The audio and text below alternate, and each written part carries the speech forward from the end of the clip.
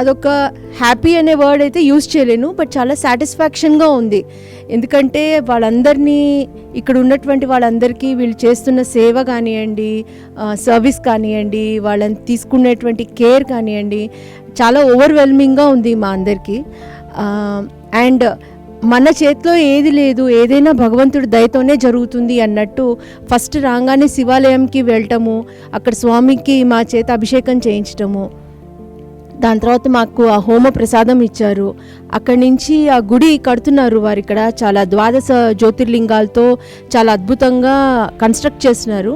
ఆ గుడికి మా అందరి చేత తలా ఒక ఇటుక ఇప్పించారు. అది కూడా ఒక చిన్న ఉడతా భక్తిలాగా మాకు అది కూడా చాలా హ్యాపీగా అనిపించింది ఆ యాక్టివిటీలో పార్టిసిపేట్ చేయటము. ఇంకా అక్కడ దేవుడి దగ్గర దర్శనం చేసుకొని ఆశ్రమం అంతా చూపించారు మాకు. ప్రతి స్టెప్లో వాళ్ళు ఎలా కేర్ తీసుకుంటున్నారు, మెడికల్ ఫెసిలిటీస్ ఎలా ఉన్నాయి. ఇవాళ అక్కడ అన్నదానం కూడా చేయడానికి మాకు అవకాశం ఇచ్చారు. అక్కడ వచ్చిన వాళ్ళందరికీ మా చేత్తో ఫుడ్ సర్వ్ చేశాము.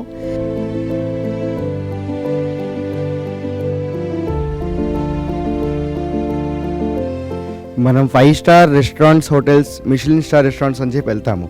అక్కడ మనము 1000 రూపాయలు ఖర్చు పెట్టి తినిన పదార్థాల్లో మనకి ఎంత సంతోషం రాదో, ఇవాళ మా చేతులతో మేము పంచిన అరటిపళ్ళు తింటే వాళ్ళ ఫేసెస్లో అంత ఆనందం మాకు కనిపించింది మాకు.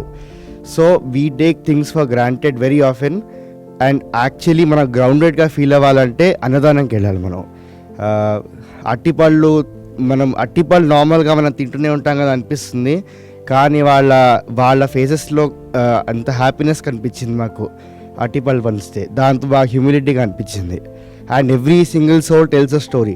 These people are often neglected on the traffic signs. Every single one of them has an individual story. They are doctors, engineers, very big people who have been neglected due to either house issues or any other issues. The ashram here has brought them up again and then given them their each individual story.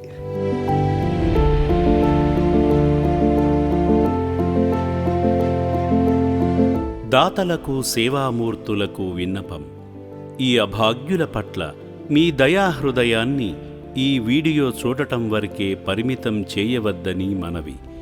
ఈ అనాథుల అన్నదానం కోసం విరాళాల రూపంలో అయినా, బియ్యము, పప్పు, కిరాణా రూపంలో అయినా సాయం చేస్తే పుణ్యం పొందిన వారవుతారు.